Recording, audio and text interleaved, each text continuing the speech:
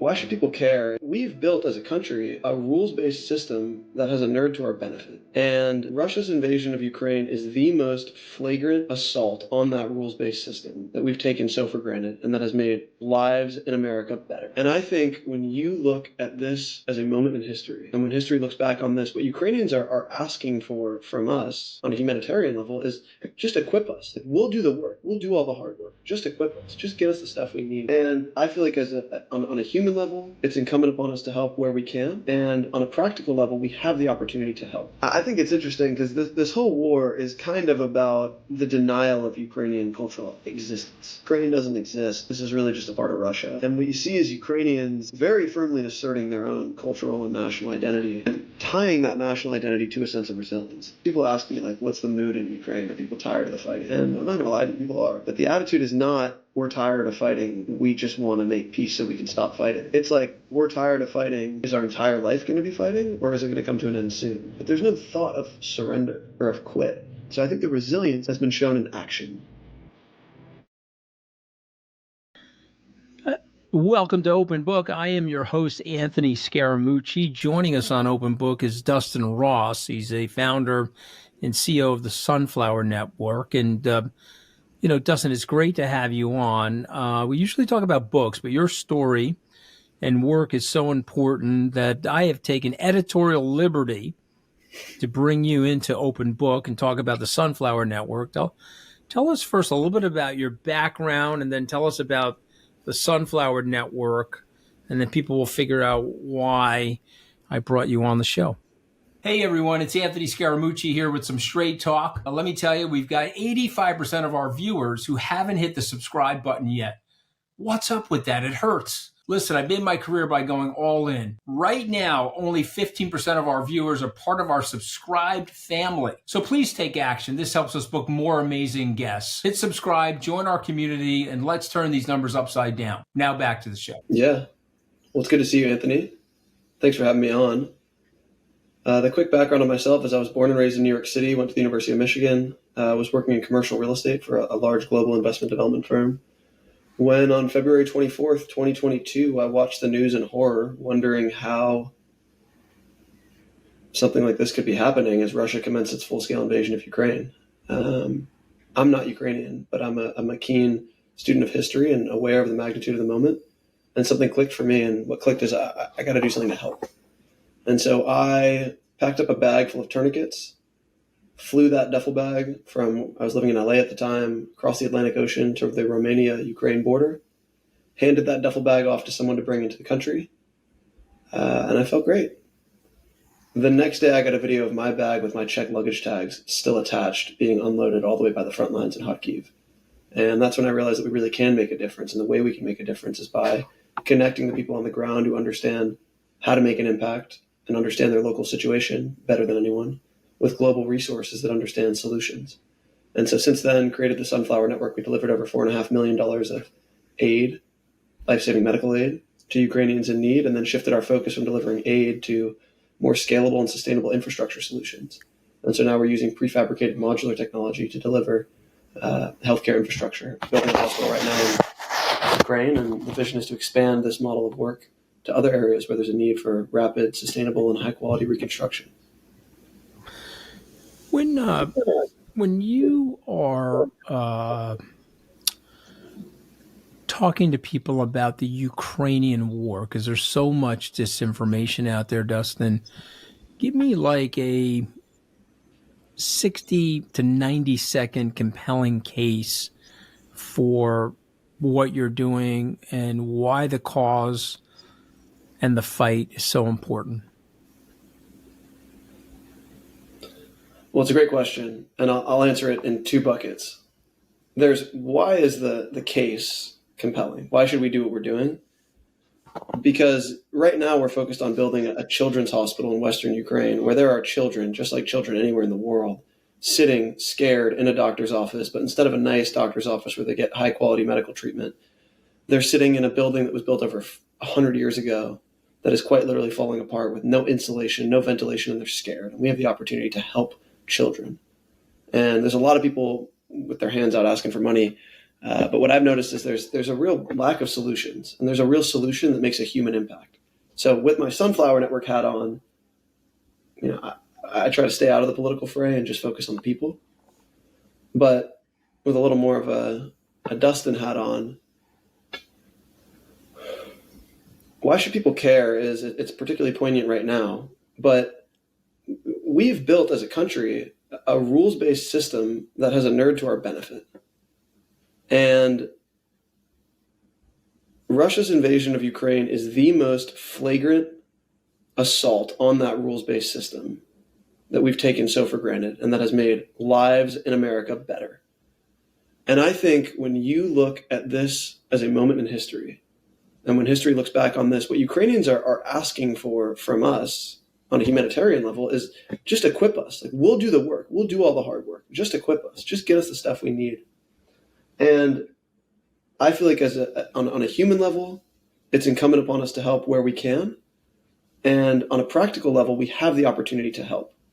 And so that's where I land on why this matters in a broader context. Oh, I think it's important. Okay, so tell me about the Sunflower Network and what inspired its founding. This idea, of course, but give me more context into your personal life story. Yeah. So, as I mentioned, I was working at a big global investment development firm, and COVID provided a little bit of an opportunity to pause and to think about life and the life that I wanted to live. And when I think about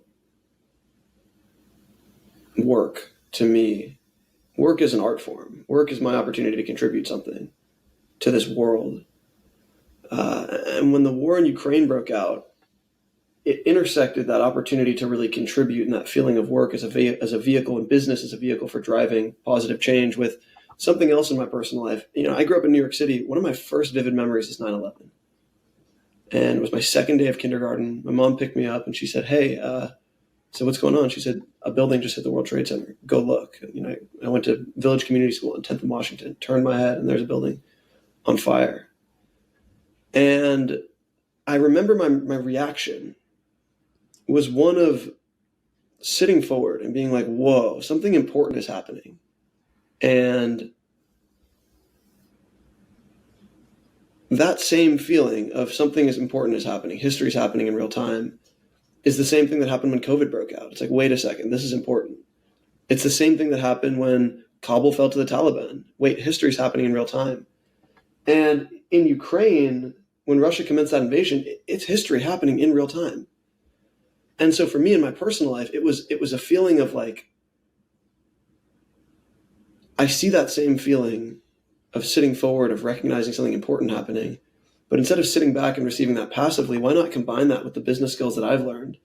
Particularly the construction, the project management skills that I've learned to actually drive real systematic change that has meaningful implications in the lives of people and in the way we structure communities and rebuild communities going forward.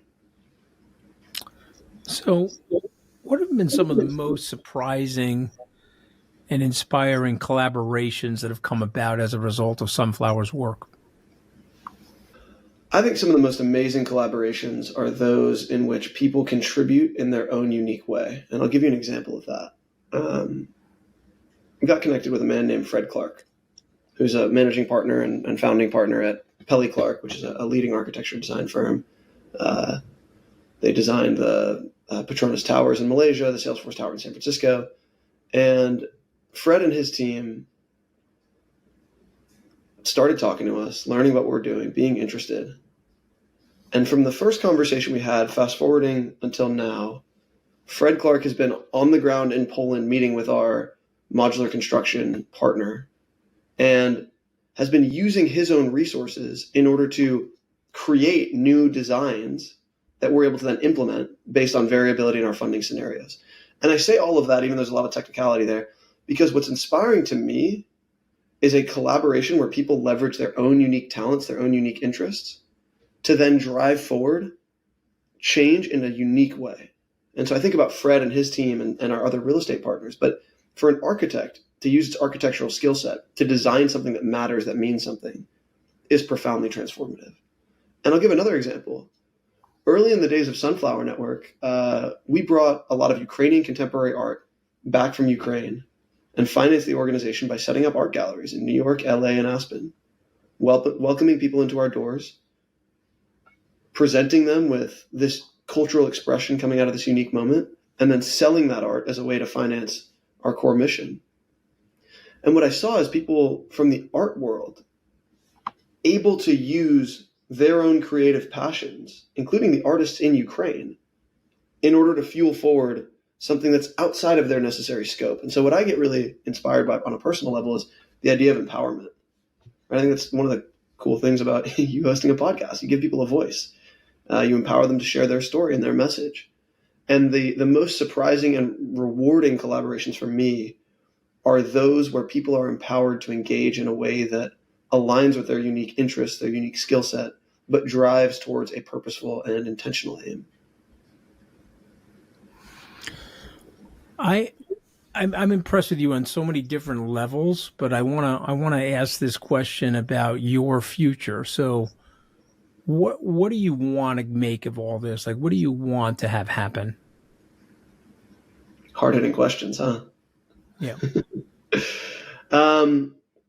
Right now, we are building our pilot hospital. We're in the final push to get that one done. Proof of concept in Western Ukraine. And my focus is entirely there. We're starting to have some other conversations about what the future of the organization looks like. I have what I've learned through this experience is I love business and I love building things. I have some concerns about the nonprofit model as a vehicle for really driving scalable change. And so I don't necessarily see myself staying in that space forever. But I think one of the great things that I've learned by building a business is you got to finish the job. You can't take your foot off the gas when you're 90% of the way there. You can't drop the football at the 1 yard line when you're running across the goal. And so my focus right now is entirely on finishing our capitalization, executing this proof of concept, and then setting the organization up to continue serving and impacting those in need while I likely build something else. Okay. This podcast is about stories, Justin. And so, a few stories. You told me some great stories. We were in Davos, Switzerland at the World Economic Forum together. You told me some great stories, Ukrainian patriotism, but also selflessness of different people that you've worked with. Tell us one or two stories here. Yeah. I've learned so much from seeing people in the hardest and most devastating moments of their entire lives. And I think that I'm a big literary nerd, and I love reading the classics. And there's a line in War and Peace that always sticks with me. And it's, we love those not based on what they do for us, but what we do for them. I think there's a big misnomer, right? Like, who's the hot hand? Who's feeding me right now? That's the person that I care about. Oh, I'm not doing enough for this person. They're not going to love me. No, I think it's the opposite. I think we actually are giving people. We're giving beings as people. I say all of this as a preamble because when I first started going to Ukraine, I've been 8 times now since the start of the war. I would ask people, what's the first thing that went through your head when the bombs started falling at 5 a.m. on February 24th? And so I remember I was sitting with Sasha, who's a former photographer, a former wedding photographer based in Kyiv, who then turned his life upside down, is running a refugee shelter in Western Ukraine. And I said to him, what's the first thing that went through your head? I expected him to say, oh my goodness, I'm going to die. But his answer was, where's my wife? I need to get her to safety. I asked that same question to my friend Stas, who's a film director, who's now working as a soldier. What's the first thing that went through your head? I got to get my mom out of the conflict zone. I went to my friend Irina, who lives in Lviv. What's the first thing that went through her head? I've got to get my children to safety. And when you look at that in total, it's, life becomes very simple in those high pressure moments. And in the comfort of our wonderful, beautiful bubble that we have in our daily lives where we don't even think about those kinds of catastrophic consequences. It's so easy to just think about yourself. How can I be more happy? What am I going to do? Who's doing what for me? But when you see the pressure of that moment meet the humanity of people, every single time the first thing they thought of was, how can I do something for someone else? It's really, really, really well said. Let's go to the people, the culture. Let's go to the story of resilience of Ukraine. Tell us about that. The people, their culture, and their resilience. Yeah, I think it's interesting because this whole war is kind of about the denial of Ukrainian cultural existence, right? It's Ukraine doesn't exist. This is really just a part of Russia. And what you see is Ukrainians very firmly asserting their own cultural and national identity and tying that national identity to a sense of resilience. So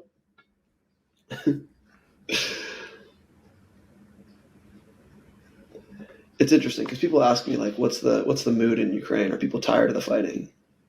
And I'm not going to lie to you, people are. But the attitude is not, we're tired of fighting. We just want to make peace so we can stop fighting. It's like, we're tired of fighting.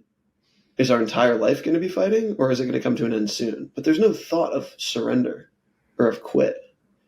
And I think what's been really interesting is, going back to my point, or your question about surprising partnerships. The resilience of the Ukrainian people has come in the way in which all the different people in Ukraine have found different ways to contribute. And so you've got a lot of men who are on the front lines. That's actually why, we're building this hospital using prefabricated modular construction. There's a lot of benefits there. One of which is you can't get construction workers to a site in a lot of Ukraine because able-bodied men are being conscripted to fight on the front lines.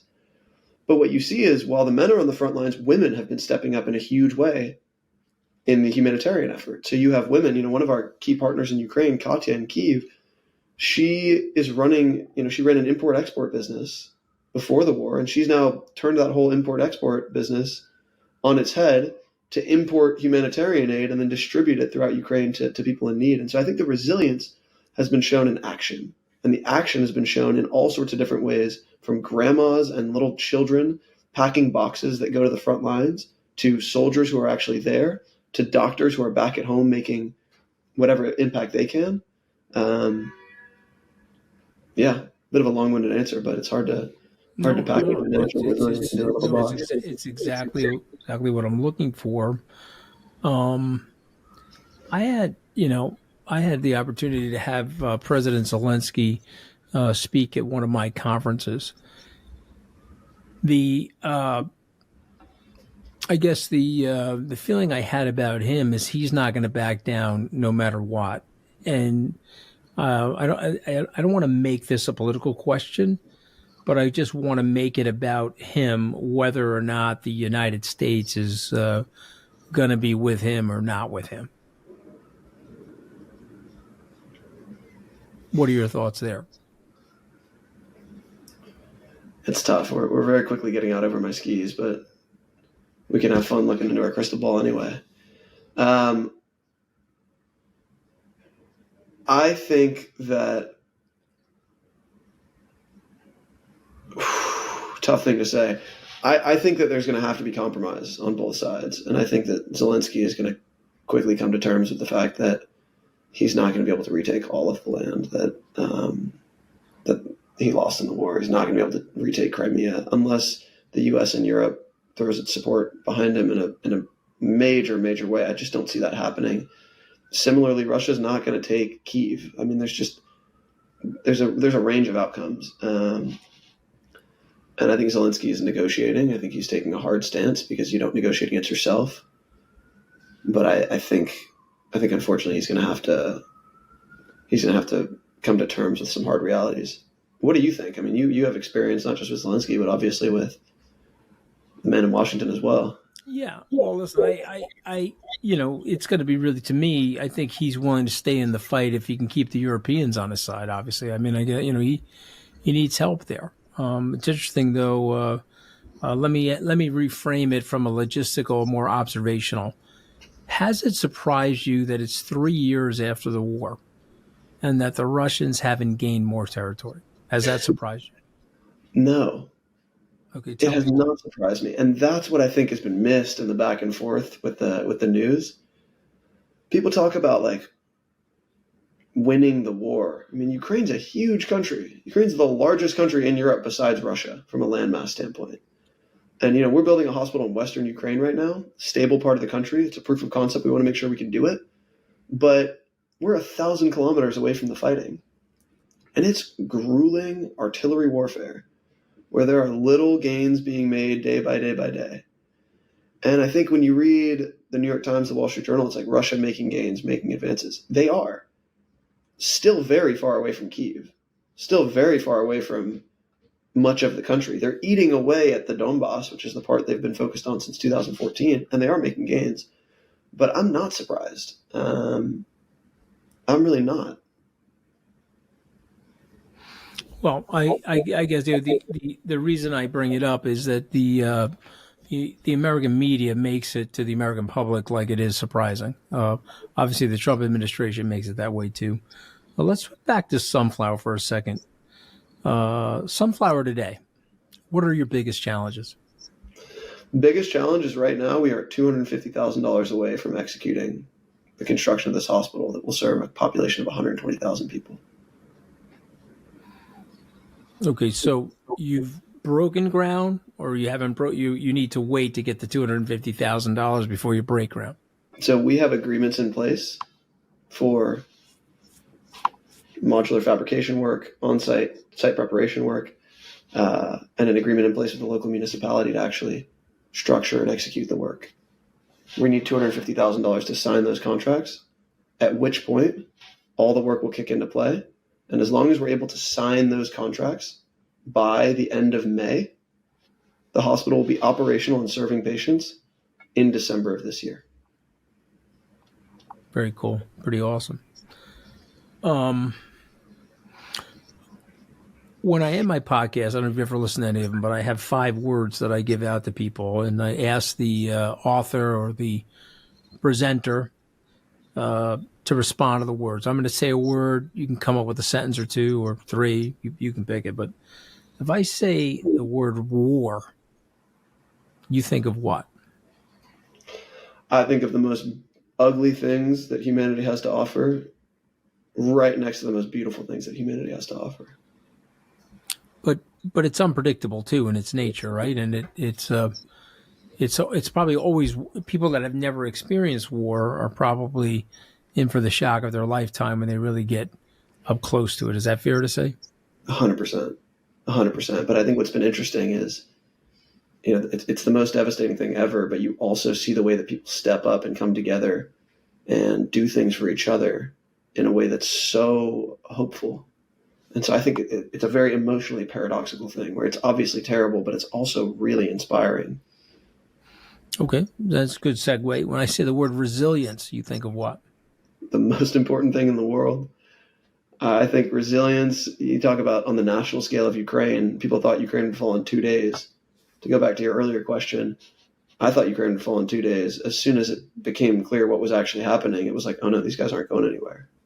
And then I think about myself with running and building a business. Like, you just get kicked in the teeth. You found this more than anyone, right? I mean, you face adversity. You just have to be resilient. The biggest thing is you just don't give up. You never give up, my friend. I'm a big believer in that. Okay, so I've got one of my partners at the Sunflower Network, his dad, has trademarked the phrase "don't quit." Smart. And it's very, very don't Churchill. quit. When I say the word hope, you think what? In short supply. I think we're in a world with a lot of bad things, and it's easy to be despairing. I think one of my greatest attributes is being optimistic. You see what's happened economically recently. It's hard to be optimistic, but I think we are in short supply of hope, and we need hope. And, I hope that something I tell our team and our partners is, in this crazy slice of history in which we find ourselves right now, what we're doing right now matters and provides hope to people. One of the comments that I've gotten from one of our big supporters is, our team is driven by people in their 20s who have walked away from more traditional corporate opportunities to do something both entrepreneurial and impactful. And he likes to say, you guys give me hope for the next generation. I think hope is in short supply, and I'm hoping that we can provide some of that and give people the optimism needed to make tomorrow better than today. About sunflower. I say the word sunflower.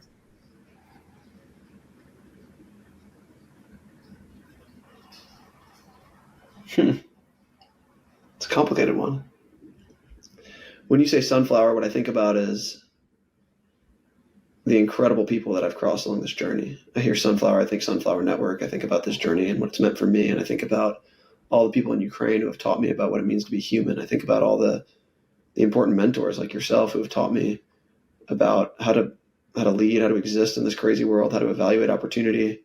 I think about all the partners who have come and helped to make this impact possible. I think about the amazing team behind me, Dean, Emma, Barrett, who have made this possible. I just, when I hear sunflower, I think of people. And to tie a little bit of a bow back to your last one, I think those people give me hope. Okay, the last word, and of course I'm going to give you the last word. I say the word Ukraine. What do you think of when I say the word Ukraine?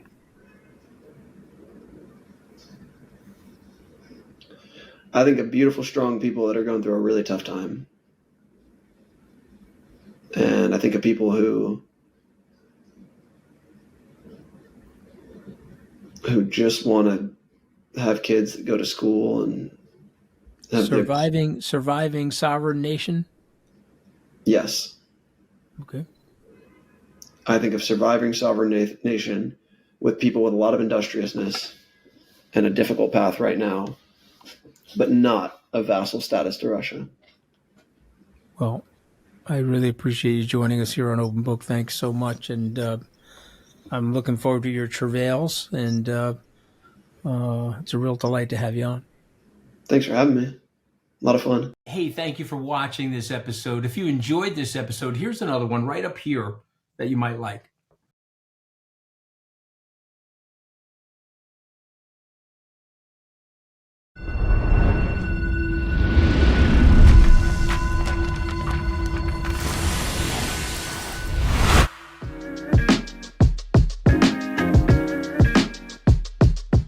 I'm Anthony Scaramucci, and welcome to Open Book, where I talk with some of the most interesting and brilliant minds in our world today.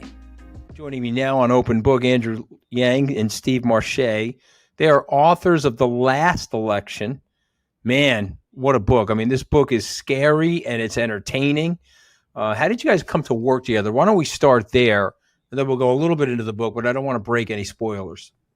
Sure thing. I interviewed Steven on his book, The Next Civil War, on my podcast, and we connected on our shared concerns about what's coming down the pike, the U.S.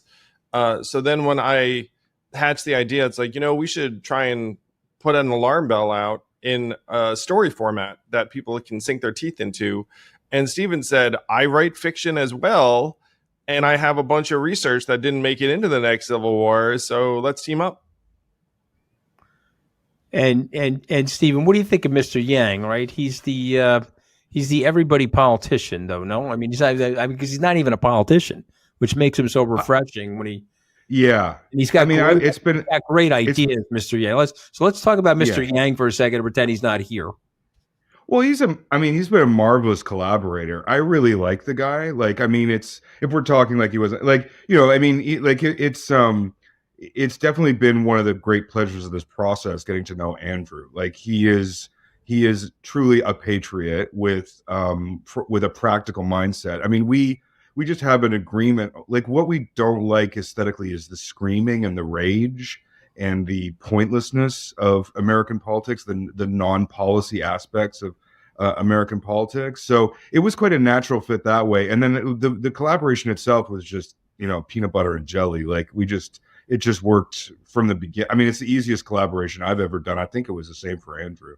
Yeah, same. So Andrew, I want to test something. I was out with Dan Abrams last night. I think we both know Dan. He's on Newsmax. He's an anchor there. Also does some work at ABC. He said to me that in polling, and again, I don't know if this is true because I didn't look at it myself, but he said in polling, 2/3 of America agrees on about 85% of the issues. If you went down gun control, all the major issues, 2/3 of America agrees with that. The majority of the Americans do not want to vote for Joe Biden or for Donald Trump, the majority of the Americans, and they feel frozen in this stasis of boomerism, aging boomerism, and they feel frozen in this like sclerotic political process that is unshakable, unmovable. What's your reaction to that? Do you agree with any of that? What's your reaction to that? And if you agree with it, how do we change it, Andrew? Yeah, Dan's numbers are spot on. 2/3 of Americans don't want Biden or Trump. 2/3 of Americans can find common ground on just about any issue you can name: immigration, climate, abortion, even. So why are we so stuck? I mean, you can look at each party and explain it pretty readily. The Democrats aren't having a genuine primary, in part because they want to insulate Joe from any real competition, which I think is a calamitous mistake. I think that they should open him up to competition. And if they don't do that, they should at a minimum have a vice presidential primary and say, hey, we all know that my VP might take over for me, so let's actually have a bit of a debate as to who that should be. So the Democratic Party is frozen. And then the Republican Party is frozen in Trump world until he gets ushered off the stage, which, you know, you and I hope is right now, but it doesn't look like it's happening prior to the 2024 general. Yeah, no, exactly. But I mean, here's the thing. I mean, Kamala Harris, she sucks. I mean, just be honest, okay? And she may be the nicest person in the world, and I don't know her personally, but I'm just talking about you've had a 2.5, 3-year run as VP. You're nowhere to be found, and nobody has any confidence that you can take over. Franklin Roosevelt said, you know what? We're getting rid of John Nance. We're getting rid of Henry Wallace, and I'm going for the 4th time for the presidency with Harry Truman. And again, we know that sausage was made to do that, but come on, guys, this is virtue signaling now. Because of her color and because of her sex, they are not going to call this stuff out. And I got to tell you, that is damaging America, that we're losing our meritocracy. What's your reaction to that? Of course, I'm going to be called a racist. No, I'd say too. I mean, you can also throw Joe Biden's age into the mix. And the fact is, if you have those issues, then you kind of owe it to the American people to get up there and compete, and say, hey guys, no, don't worry about it. So I do want to dig in for a minute. And Anthony, this is going to be my pitch to you and to people listening to this. Like, I have a feeling people listening to this feel somewhat politically adrift or homeless. They're probably in the 2/3 zone. They can't believe that this might be the matchup in 24. And I've kicked off the Forward Party with some people Governor Christie Todd Whitman, Kerry Healy, who is Mitt Romney's lieutenant governor in Massachusetts, Chris Novoselic, who co-founded Nirvana with Kurt Cobain. And we're creating a new home for people. I dare say that you, Anthony, would be right at home, because there are a bunch of people who are just straight up the middle, rational business owners and operators. And where do they belong in today's political environment? You need more than these two parties. I donated to you guys. Miles Taylor hit me up for a donation for you guys, so I've dropped money. Miles Taylor, sure, yeah, throw it in there. Yeah, Anthony, you're already one of us. What am I talking about? Yeah, so just throwing it out to the rest of the country. I'm a big believer in what you're doing, Andrew. I'm a huge fan of yours. Obviously, I supported your mayoral candidacy, including the PAC that you were involved with. And so, all right, let's get to the book, though, because this is a phenomenal book. It is a cautionary tale. It's entertaining. It's scary. There's a doomsday leading up to the 2024 election, if you will. It seems like the third-party candidate, Cooper Sherman, will upset the balance between the two parties. Tell us what's going on. So Steve and I were trying to game plan what the heck happens if a major independent runs for office. So there's some of me in there, some of Mark Cuban in there, some of Dan Gilbert in there, not to give too much away. but the party is called the Maverick Party, which is a bit of a Cuban call out. And we tried to tell as realistic story as we could as to what that campaign actually looks like from the inside, and then what impact that would have. Yeah, and we wanted to the frame of it as a contingent election, which is a sort of a little known historical phenomenon. If no one gets the 270 electoral college votes, that goes into effect, and that was a sort of warning about what a constitutional election would look like. That's very much not democratic, right? And where it fits what the Constitution says, but the winner hasn't won the popular vote or the electoral college vote. And sort of that was the imagining of how America, the republic, would end, in effect. So I have a theory. I want to test it on both of you, get your reaction. I think Ross Perot killed the third party movement in the country back in 1992. And for our young listeners, Perot ran in 92. Clinton and Bush the elder were running. He took 19.9% of the vote. Bill Clinton won that election. He got to the 270, but he won the election with only 43% of the popular vote.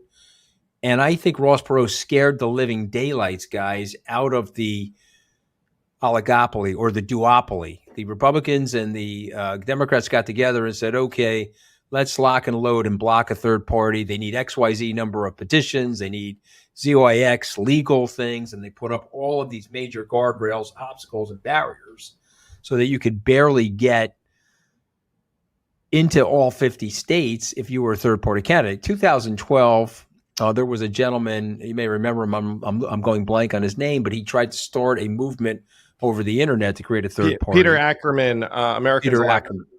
Yeah, America's Elect. There you go. And he came to see me and he explained to me what he was doing. It seemed like a great thing. But Andrew, it felt like web vans. Okay, and web vans went bankrupt. We know that web vans is Instacart. Web vans 25 years ago got started, went bankrupt. Instagram became a success, has now gone public in the past couple of days. I guess my question to you guys is, did they do it? Did they freeze themselves into this duopoly where you can't see a third party really entering the mix, making seismic change to the country? Or is there a icebreaker in there that you guys are working on? Oh, we're working on it. And what's fascinating is that the number of self-identified independents has just about doubled since Ross Perot ran in 92. Back then it was 25% and he got 19%. Today it's 49%. And if you had, I think, the right candidates and the right process, you could really win. If you just look at those numbers, because you don't need 51% to win, you need the right 37, 38%.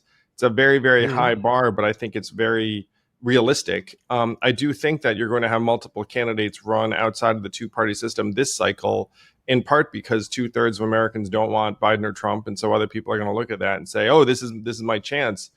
The obstacles are real, but the opportunity is getting bigger and bigger. And Peter Ackerman's Americans Elect was going to be over the internet.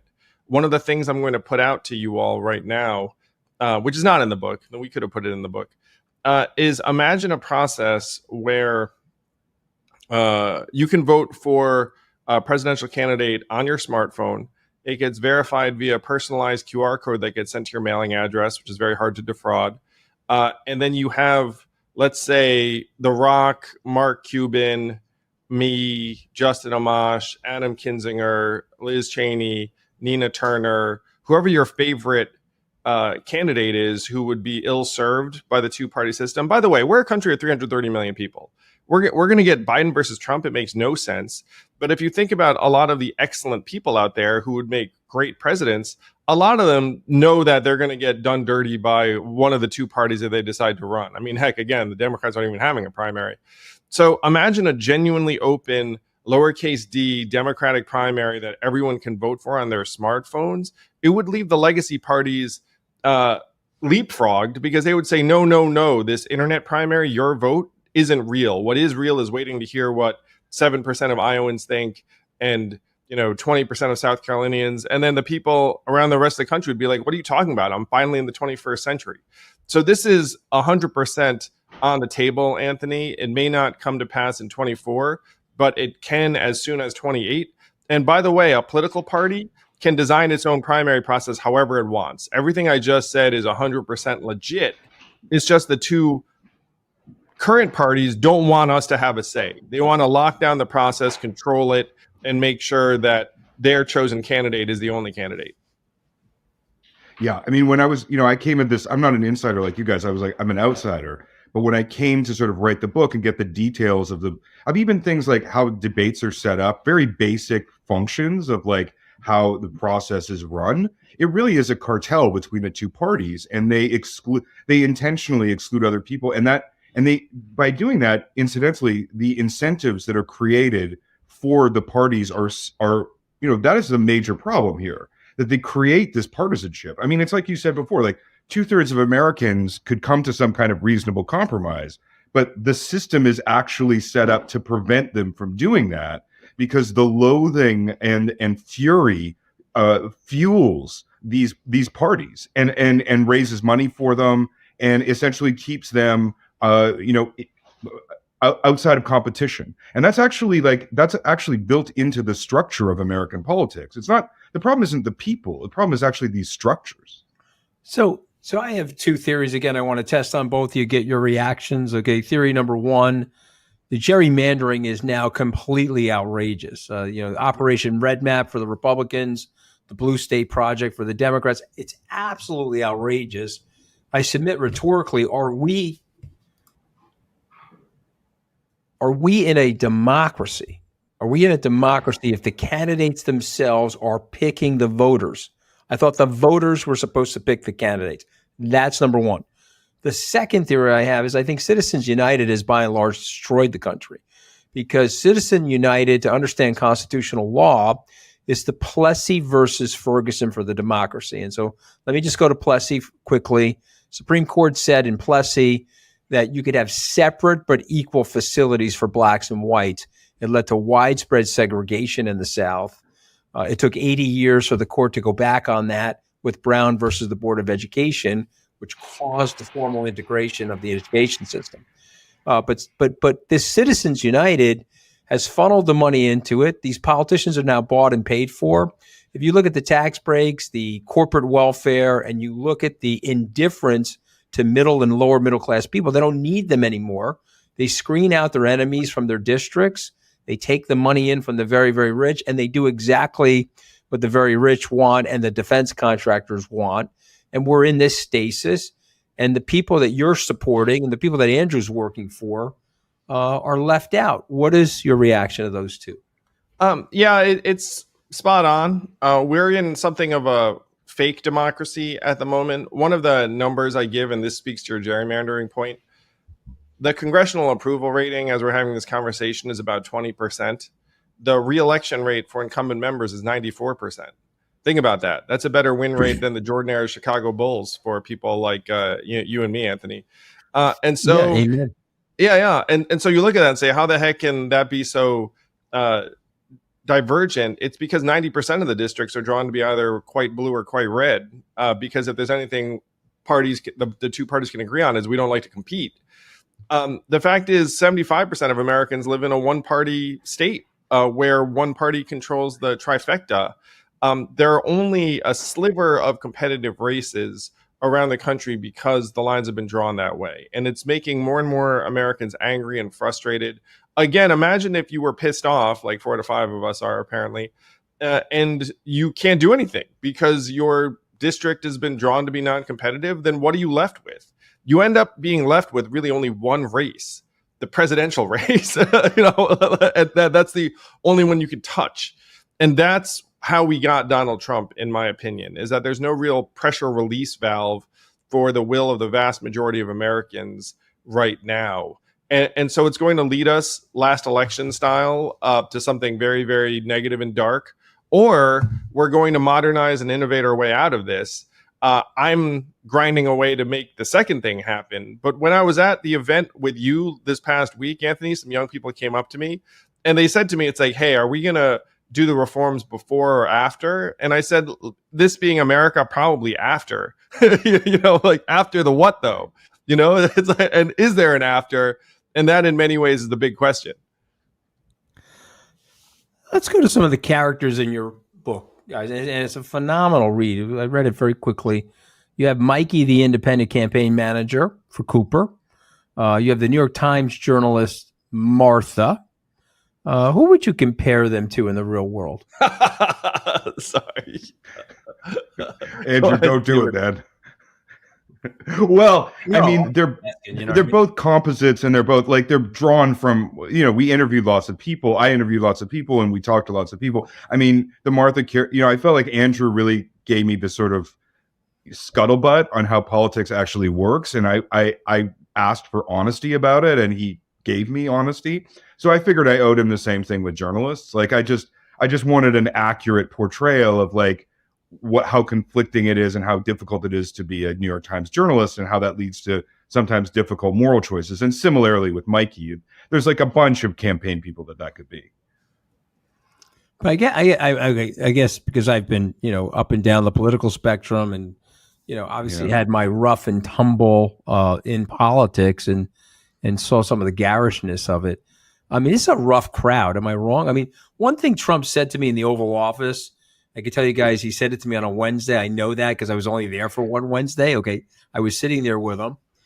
And he said to me, these people are nuts. He goes, I thought I was a killer and I was working with these real estate people, these titans, and I thought they were killers. He goes, the goddamn secretaries down here will pick your eyeballs out and put it in a martini glass.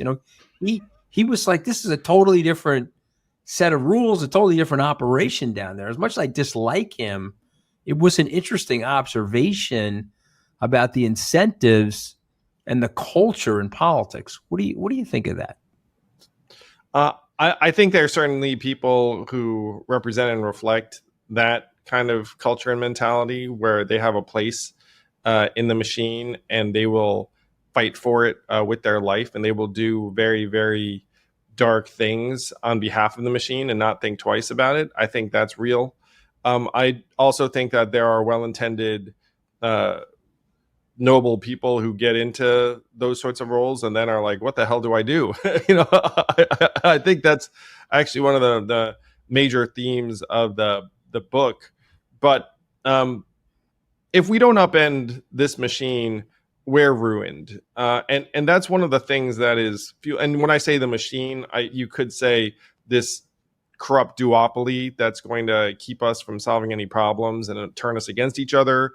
You could say the media industrial complex that will take anyone and try and twist it to their ends in like a funhouse mirror. You can talk about this layer of bureaucratic types who just look up and say, hey, I'm just going to wait you out because I've been here 20 years and I'll be here 20 years more and you're going to come and go. I mean, like there are layers to the machine. You can pretty much pick whichever one is your least favorite. And one of the interesting things, Anthony, is when I ran for president, I was running on automation, AI, UBI, a bunch of things. And and our slogan was humanity first. It was like, it's essentially humanity versus the machine. I still think that's what we're doing with Forward Party and with this book, which is trying to say, look, guys, like, we need to get our shit together versus the machines, plural. What was that line from Ezra Klein, Andrew, that we thought about all the time? Because that to me is like how people are affected by the machine. Like that's what the book is about. It's like you can be good people, but if you're in this machine, it doesn't really matter. Yeah. So Ezra Klein said corrupt systems compromise good individuals with ease, and that is in many ways the best summary of where we are. Right. Well, I mean, here's and I think he's right as well. And I listened to him. I read that book. I guess what I'm super worried about is that there's nobody in elected politics that I can point to. You guys, and Andrew's a great advocate, but I'm talking about there's an elected official in the United States, a national figure that's willing to speak the truth about all this and then come up with a prescription to change it. If I'm wrong about that, tell me, who is the elected official? He's in the Congress, he's in the Senate, he's a governor of prominence, and he's like, or she's a governor of prominence, we got to change this. There are elected officials who are aligned and privately sympathetic. The one who's most public about it is Congressman Dean Phillips out of Minnesota. Okay. He recently made the news by saying, guys, we need to have a competitive primary against Joe. And as you can imagine, he got shivved pretty bad immediately thereafter. He's the only person I know in Congress who said, I'm not going to dial for dollars. My constituents deserve someone who's actually going to focus on legislating and not fundraising. You can imagine how that endears him to the party. He's a business person who has some means, so that kind of liberates him from the fundraising nonsense. But he's the person who comes to mind for me. Okay. I have to admit that I missed him, and maybe he's just not as well known because you're. Oh no, they're trying to suppress the shit out of him, Anthony. Honestly, but he's a good dude. He's like he's one of us, really. And when I met him, I was like, holy shit, like you're the real deal. He came to DC and was like, this is even worse than I thought. It's like that situation. You think that the loop between the journalist and the political candidate, they do favors for each other? They drop dimes on each other? 100%. Like journalists and political, this, Anthony. Like people are constantly. Because when I got into the White House, Priebus absolutely hated my guts. Of course, he was like howdy doody. He's like Kenosha Nostra, the mafia from Wisconsin. Hated my guts, but he was all like howdy doody and trying to pretend he was nice to me. But then he was dropping dimes on me to journalists, trying to get them to write nasty articles about me. What's your reaction to all that? 100%, right? That happens all the time, right? Oh yeah, yeah. I never really knew that world, but yeah, access journalism works that way. And of course, part of the problem that this book is trying to identify, and I think Andrew's nonfiction and my nonfiction both identify, is that horse race politics is mostly a bunch of tinsel being shaken in your face, right? Like it's mostly a distraction, like some kind of like melodramatic distraction from the deep structural problems that actually need to be addressed, right? When you say like, who's working on this stuff, there's only one guy they're immediately going to suppress, when everybody knows, everybody who has eyes to see knows that the system is not working and is getting worse. To me, like this little game that is played around creating these narratives and dropping these narratives that usually last a few days is so pointless. It's just it's really one step up from reality television, maybe not even a step. Yeah, which is one reason why we end up with a reality TV star as president. You know what I mean? Yeah, no question. Well, we're in the entertainment business now. We're not in the hiring process. Not a hiring process. It's an entertainment contest, popularity contest. Okay, guys, I got to ask you this question: the blockchain. Andrew, you're a sophisticated tech guy. That we could secure and open the system. If we wanted in the country with Face ID, fingerprint ID, we could identify the legal voters, the American citizens that could vote. We could do it anonymously over the blockchain, and we could allow them to vote from their homes. We know that we could do this the same way that your face passes the TSA terminal when you have global entry and then you leave the airport. But we also know that will never come to pass because they actually don't want that large voting block of people to come into the game. What's your reaction to that? Yeah, again, man, you're totally right. It's an incentives problem. And the only way it's going to happen is through something like the Forward Party, just making it happen and saying, look, guys, like this is the way we're going to do it. I'm advising a company called UltraPass that would do what you're describing. There are ways to do it via the blockchain and not on the blockchain. The fact is, even without the blockchain, you could have internet voting or something along those lines. And then you go to the parties and say, hey guys, great news. More people can vote. And you know what you get back from them? They don't actually want that. They want a very, very contained, finite, predictable universe of voters that they can get out in the same way, cycle after cycle. And if you say we're going to expand that base, they will fight it, honestly. Like, and then they might say things like, "Hey, it's not secure, it's untested," and then you can say military veterans are using it right now, and it's actually very vetted. And here are like a dozen studies saying it would be fine, and there's no factual argument. That's one of the dangerous things about this time is that there are people that will pretend things are fact based, but they're really self interested. So the blockchain is an enormous example of that in terms of its untapped potential to disintermediate a lot of things politically. There are these organizations that essentially exist to be the intermediary, to dilute popular will. Well, I mean, listen, guys, I mean, this has been an amazing conversation. I want to go back to the book. Why should somebody read this book, Stephen? Well, I think it contains, a kind of unprecedented amount of information about the political process. Like, I mean, the deal when Andrew approached me with this book is I was like, I want the honesty. I want you to have all your consultants tell me the truth, and I want your staff to tell me the truth, and you tell me the truth, and then you can cut whatever you want at the end of it.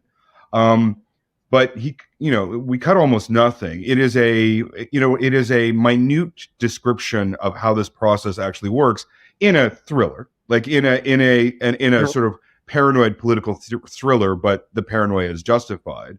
I think it was better. I'm old enough to remember Primary Colors. Did you guys read that? Right. Okay. I mean, this was better. I was obsessed with it. Yeah. Yeah. This was better than Primary Colors. I mean, nice. Anthony Scaramucci, Primary Colors. Let's put that up. No, it's better than Primary Colors. I'm happy to put that on the paperback. I'll tell you why it was better than Primary Colors, because it was so graphically honest. Okay. Right. Joe Klein was writing about the characters, but he was leaving it a little hazy. You guys are really describing what happens, and you can do that in fiction. So if you want to learn the truth about American politics and the presidential political system, read the fiction book, The Last Election. I'm sorry to interrupt, but I just do believe. No, but that's exactly what we wanted to do. Yeah. Mm-hmm. That's very, very high praise, Anthony. And there are some Hollywood types now sniffing around the screen rights. But we think this is the next generation, more accurate, true to life Primary Colors. They did not hold back. I mean, they told me how it works, and it was pretty stunning to me as an outsider. Well, I have to tell you guys, I loved it, and I wish you great success with the book. My one last question, and this is to both of you. We'll start with you, Steve. We'll let Andrew end it. Do you think you're too forward-thinking for America as it is now? And I guess what I'm saying, and I love that about you, because I guess what I'm saying is good leadership brings the country someplace. I mean, if we think about Franklin Roosevelt, if you like him or dislike him, he led. He said, okay, look, we got to put these things in place to save the middle and lower middle class. And people didn't want it, or they didn't realize they wanted it, but it was good leadership. And again, you may not like it from a conservative ideological point of view, but it was good leadership. Are you too forward thinking for America as it is now? You go first, Steve. Well, look, I'm a Canadian, so I'm kind of an outsider to this. But I will just say one thing I know from being a Canadian is that the problem is not Americans, right? The problem is this arcane political system that is failing them. But if there has ever been a people on Earth that can solve their political crises by reconsidering the basis of their government, it is the United States. I mean, those are the people who can do it. So on the one hand, I don't feel like the system is obviously very decrepit. But on the other hand, you really have to think about who Americans are. And if anyone can do it, it's really Americans. Oh, that's so positive about us, Stephen. My parents immigrated here. I'm the son of immigrants. Love this country dearly, and think that we're a little bit behind the curve in a bunch of ways, and that Joe Biden and Donald Trump are kind of the embodiments of some of this behind the curve-ness. The question is, can we actually speed up and catch up? My joke has been that DC is on a 20-year tape delay because of the gerontocracy and a bunch of other things, but you can't be on a 20-year tape delay now, in the 21st century and get away with it. We're going to either get our acts together before or after. I'm scrambling like heck to make it before, because I think the thing we're trying to avoid is calamitous, is disastrous. I'm going to just name it. Like, I think a second Trump term would be a catastrophe for the country. It would And really hurt the democracy. I mean, it would really imperil the democracy. yeah, Right? I think that as we're having this conversation, there's a strong possibility, maybe even a likelihood that occurs, and that's nuts. Yeah, well, leave Biden and Kamala Harris on the ticket for the Democrats. He gets in, it's better than 50-50. He becomes the president again. Yeah, no, you have the same. Everyone can be mad at me for that, but that's the truth. You know? No. I mean, we're clear-eyed observers. I mean that, and the wild thing, Anthony, is like there are a bunch of people who purport to be clear-eyed observers who are ideological at this point, and then you're looking at them being like, "Come on, guys, like 81's a number; it's a real number." They get so mad at you, Andrew, and tell the truth. So I actually lied because we have 5 words that I always end the podcast with. My producer is reminding me of this. So I'm going to read out these 5 words, okay? And then I want you to react to them, okay? Okay, so Andrew, you're going to go first. I'm going to say the word Republican. Need a home. That's not a word, but that's what came to mind for me. Oh, right. Real Republicans need a home. Oh, yeah, but what are you? That's exactly right. What sentence? Stephen, Democrat. Scared. Andrew, forward. What the country wants. Okay. And now for both of you, the word democracy. Let's start with you, Stephen. What my grandfather had to go and fight Germany for. I mean, the most important political idea in history, and what it is our duty to preserve from our ancestors. What Americans deserve. Americans deserve a real democracy. Okay, last word. Let's start with Stephen, because he's a Canadian. America, Stephen. America. Freedom to say what you want. I just thought the beautiful. America the beautiful. Yeah, it's interesting. You know, to America, I think together. I think that it's this grand experiment. You know, we have to figure out a way to stick together. It got us here. We're so different. I think about my parents being so in love with the country, my grandparents, you know. I'll tell you guys something, you know, my dad passed away this past week. He died on September 15th. Great, you know, I'm saying it out of love. You know, he was 88. He was a hard worker, blue collar guy, and he died at 88, and he died peacefully, and it was a great life. And Andrew heard me say this at an event that we were at. I read through my ancestry from Italy because my daughter is getting her citizenship. And I'm from a family of peasants, day workers. I think a chicken helper or something was on. I mean, it was like all of these different things. When we got back into the early 1800s, because the Italians used the Napoleonic Code, you could trace it all the way back there. I think it was a feudal farmer, which basically meant that the person was a slave, was working for wages and housing. I mean, no wages, housing, and food. And I just have to think about America. You can never lose hope in America. Look at what we're all doing here today in America. And look at the way our grandparents or your dad, if he was a Canadian, loved and supported freedom and democracy by fighting the Nazis, you know? So it's just something that we all have to think about. I love what you're doing. I'm a huge fan. Andrew, if you run again, I hope you'll come to me. I have money for you set aside. Okay, I'm sorry I didn't become mayor, actually. I thought you would do a great job, and I certainly had money there in that race. And I wish you great success with this book. It's called The Last Election. And thank you so much for joining us on Open Book. Thank you so much, Anthony.